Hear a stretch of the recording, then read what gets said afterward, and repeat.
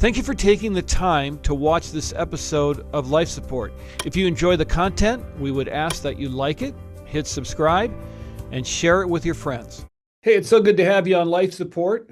And what we do on this show is we love to tell stories about how Christ redeems, and we have one of those stories for you today.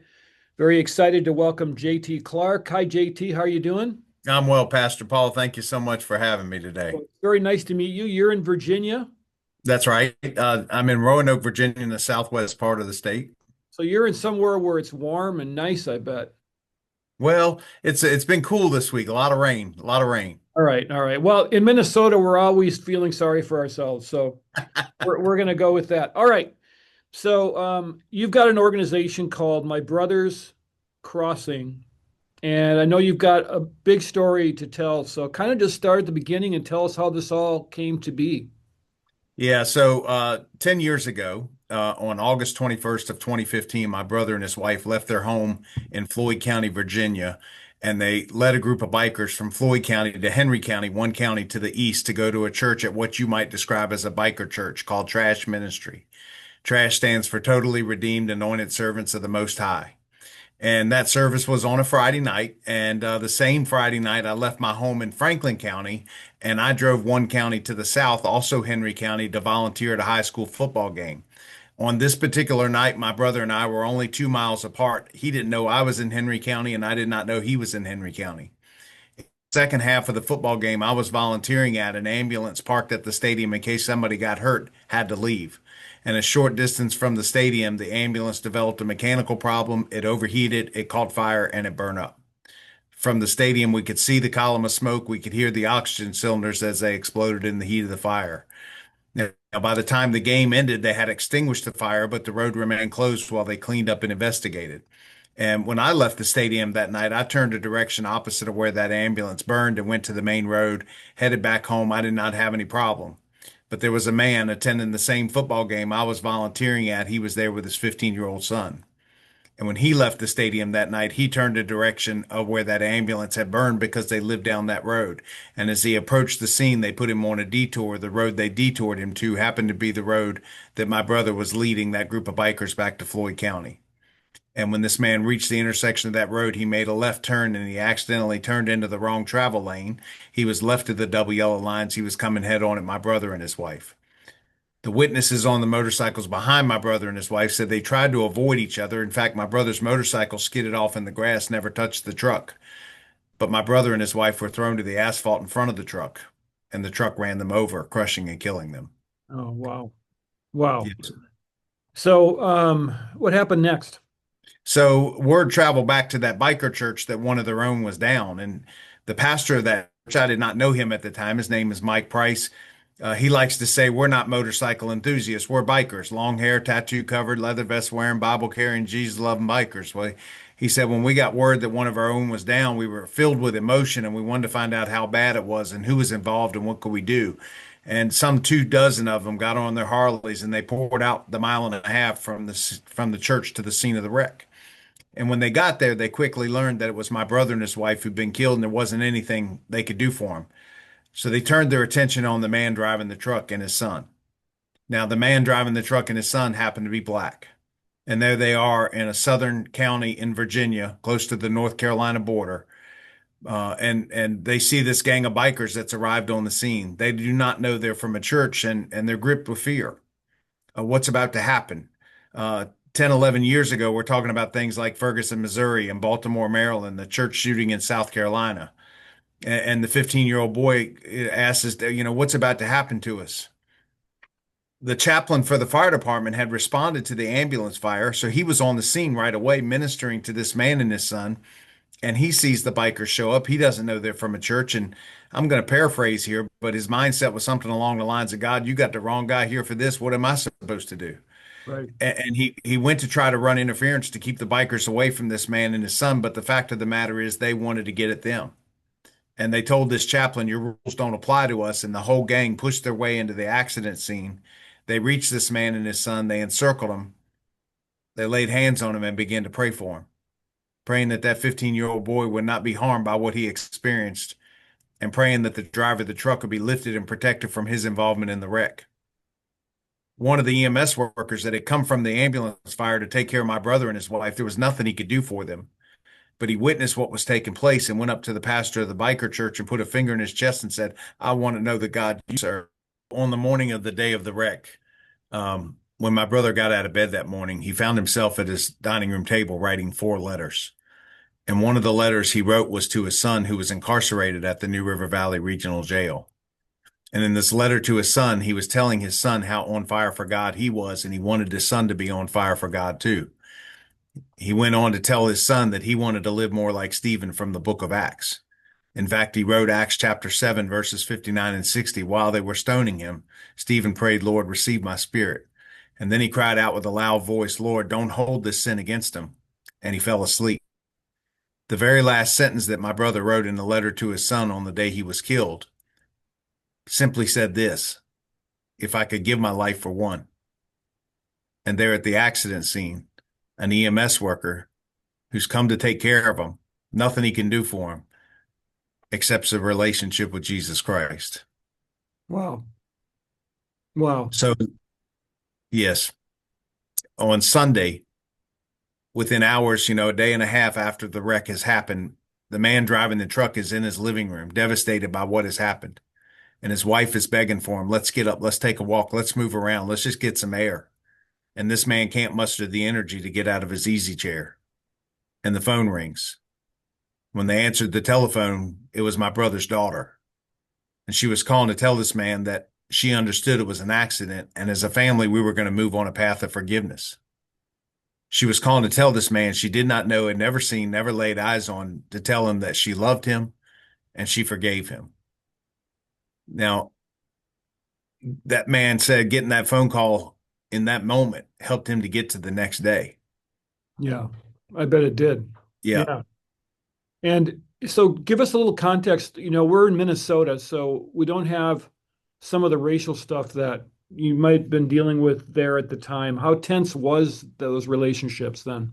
Well, certainly when the bikers showed up, there was an expectation that things were going to go sideways really quick, from what I understood. I of course, was not there. Right. And there was a lot of stuff that was being said over social media in the aftermath of this, directed towards Mr. Martin, the driver of the truck. In fact, my niece, not only did she call him on that Sunday, but she then began challenging people in the aftermath of this, saying, "You do not know the circumstances. You do not know this man." And she began defending him on social media platforms, the news platforms, the social media platforms of the news networks, as well as just people's individual Facebook pages, etc. And, that really spoke volumes, especially in the aftermath of it, after some time passed, when Mr. Martin realized what she had done in his defense in the hours after the wreck. It overwhelmed, and he refers to my niece as his special angel. That's pretty cool. Now you had to process this whole thing. Well, yeah, and my brother and his wife were disciples of Christ. He was a pastor. They were missionaries in China. They lived to serve God, and they lived to serve God's people. And he wanted to share that with anybody that would listen. And he even tried to share it with some people that didn't want to listen, including myself. I wanted no part of this aspect of his life. I made fun of him for it. My wife of 28 years at that point, I mocked her for her faith. Yet they continued to share what they believed. They continued to share their relationship with Jesus Christ with me, in spite of the fact that I really didn't want to hear any of it. And they talked a lot about hearing things in their spirit, and I really didn't understand that, really didn't get it. It confused me. I really made fun of them about that. Felt like they were just a little bit off when it came to that kind of thing. And but that would play a big factor in what would to come in the months ahead. Yeah, so what was that like then as you now moved past kind of the shock of the accident? He had received the phone call with forgiveness offered. What were the events that followed? Yeah, so the funeral was held one week to the day after the day of the accident. And because of my brother's service in the fire department, he was buried with fire department honors. And after the graveside service concluded, our family retreated back to comfort and console one another, share stories and remembrances of my brother and his wife. But that night, 1 week to the day after the accident happened, the men and women from Trash Ministry decided to hold a vigil at the scene. They wanted to place a couple of roadside markers in remembrance of my brother and his wife, and they wanted to pray for my family. And a detail I haven't shared with you at this point, but the driver of the truck is also a pastor. In fact, from the front door of his church at the time, you could see the football stadium where we had been that night. From the front door of his church, you could see the scene of the ambulance fire. That's right. From the front door of his church, you could see the scene of the wreck. You can wrap your arms around this whole thing. And not only did Trash Ministry show up, but his church showed up. Now, let that image sink in your mind for just a minute as they're gathered on that stretch of roadway and they're praying for my family and praying for his family and praying for his church and his community. And they're praying for, just the whole of the situation. The state trooper who investigated the wreck, he showed up off duty to be part of this vigil to check on Mr. Martin because he was so moved by what took place that night. And it didn't end with prayer. Prayer has to be for those of us that call ourselves children of God, and I do now, I didn't then, but a prayer has to be a cornerstone of who we are as a people, but it can end with prayer. We've got to be willing to roll up our sleeves and step into somebody's situation. And that's what these men and women from Trash Ministry did, beginning the night of the wreck, continuing this vigil even all the way through today. They prepared food and gave money to the Martin family to help us sustain them in the days and weeks after the accident. It was really a remarkable, especially as I came to understand what all really had unfolded that night. Yeah, and you're not a believer at this point, so you're watching all this happen. How unusual or unordinary did this seem to you? Yeah, it was way out of the realm. I had been asked to speak on behalf of my family at the funeral, at the celebration of life service. And my brother and his wife, they were buried in the same casket together. I didn't even know you could do that. He was laid on his back and she was laid on her side and his arm wrapped around her and her hands. It took 10 of us to carry the casket. I'm speaking at this service with four other people of faith, four other clergy, four other pastors were part of the panel of people that were honoring my brother and his wife. Some 500 people there in attendance, and I'm beyond nervous, not just because I don't like to speak in public, but because I have no faith to stand on. I don't even know what Bible verses are, and my youngest daughter encouraged me to use the shortest one, and Jesus wept. And anyway, a friend of mine recorded without me knowing it. He used his cell phone to record what I said. And I actually transcribed that for the book that we ended up writing. And it's very emotional for me to go back and listen because it felt like very much an out of body experience. I couldn't remember all the things that were poured out in that moment. Oh, I bet. And it's so amazing to me that we've had a lot of violence here in the Minneapolis area, and more often than not, when they interview a family, there'll be bitterness or there'll be racial overtones and those kinds of things. But every now and then, you get a Christian family, and those stunning words come out of their mouths. We're going to forgive this person who did this, and it's like the whole community stops because it's so unusual. And so this whole town must have been incredibly affected by all these events. I can't even put into words. We certainly don't have the corner on forgiveness. There are Yeah. lots and lots of forgiveness stories out there, but just in the realm of what it has been for our corner of it, for our little piece of it, it has just been beyond words. It's just the impact of what forgiveness is and how it affects lives, not just those that give and receive it, but then those that hear the story of it and are moved by and affected by it. And half of, I'm getting ahead of myself here, but we spend a lot of time behind bars ministering in prisons and jails and recovery centers. And so many of these men and women that are in this environment struggle with this. And when you can go in and share a story like this with them, it gives them a sense of hope. It really kind of begins to shift some things in the way they consider some of the things that they've even been through and been a part of. Uh, yeah, so it's had a profound, obviously had a profound. It's turned my life right side up.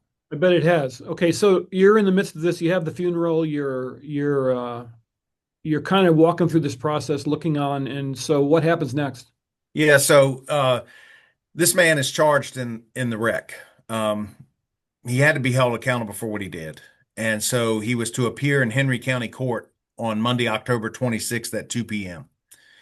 And about 5 days before he was to go to court, I got a stirring in me that I needed to be there. Now, you have to understand the geography of Virginia. Like Minnesota, it's a big state. My brother and I were the only two that lived in the southwest part of Virginia. My brother and his family lived there, and me and my family. The rest of my family lived in the northern part of the state. And I was getting a stirring to go to court on and I just didn't want to go. My family was moving on this path of forgiveness, and I was afraid if I showed up in that courtroom, I wouldn't be able to hold it together, or maybe the judge would make it worse on him. And the morning of the hearing, that Monday morning, I left my home and I drove the opposite direction from the courthouse to my job. And by 9 o'clock on that Monday morning, I was at my desk getting myself ready for my work week. And by 10 o'clock, the feeling that I needed to be in that courtroom got so strong, I had to get in my car and make the hour drive south. And in my mind, the only reason I was going to go to court that day is somebody needed to be in the courtroom to represent my brother and his wife. But that's when things changed, because as I made that hour drive south, I got about 40 minutes into that drive and a message came across my spirit. I need you to pay the fine. And I was like, pay the fine. This could be thousands of dollars. My wife didn't know where I was going. My family didn't know where I was going. What do you mean you need me to pay the fine? And the very next message was, you don't worry about a thing. You show up and be ready to pay the fine, and I'll make a way. Now, to be clear, this was not an audible message. This was just something that was stirring, and I just didn't understand it. My brother had talked about hearing things in his spirit. My wife had talked. They both had lived out their faith in front of me, but I had not had such an encounter that I ever could acknowledge. Right. And I finished my drive to the courthouse. I got there about 2 hours early. I'm trying to process what has just happened. I go inside the courtroom. There's no activity going on. There's only a handful of people in there at that point. I grabbed a seat about 4 rows back from the front, and I'm trying to process what has just happened. And as I'm sitting there thinking about it, okay, we're going to watch this thing play out. Whatever happens, I'm going to go to the clerk. I'm going to write a check, and I'll use my drive home to figure out how to explain to my wife what I've done. Because we didn't have that kind of money. In fact, I was sitting in the courtroom thinking about all the things I'm going to have to sell to make good on this check I'm getting ready to write. And as I'm waiting for the time to pass, the third message comes. And the third message was, I need you to tell the state trooper who you are and why you're here. There were three state troopers standing in front of the courtroom. There was no activity going on. They were just talking amongst themselves. And all I could think is, it's not my idea to be here. It's not my idea to pay a fine. If I go up and tell one of these people, I didn't know which one investigated. If I go up and tell one of them what I'm there to do, they're going to lock me up. Mhm. And it took me a few minutes to get the courage. And I finally got up and I went and stood against the wall a few feet away from where the three of them were talking, and I eavesdropped on their conversation. And when I figured out which one investigated, I walked over to him and I said, "Sir, my name's J.T. Clark. I'm the brother and brother-in-law of the two that were killed. I wasn't subpoenaed to be here. I wasn't invited. I don't have a role, but I came to pay the fine." And he looked back at me like I was from a different planet. Yeah, I bet he did. Yeah. Because the Holy Spirit was working, and that's so powerful. And under different circumstances, but I've been in a courtroom like that, talking about forgiveness. And I remember looking around, and the defense attorney, the judge, they're all wiping tears from their eyes because Jesus was there at that moment.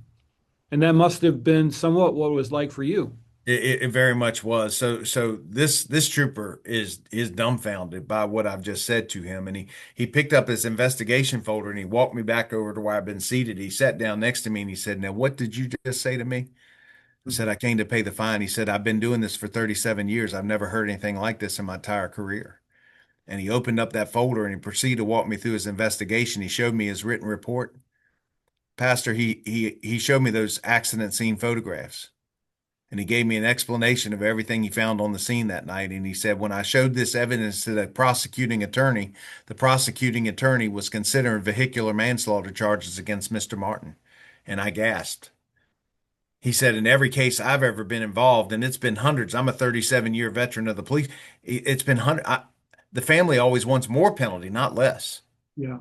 He said, when he came at me with vehicular manslaughter charges, the trooper said something moved in me.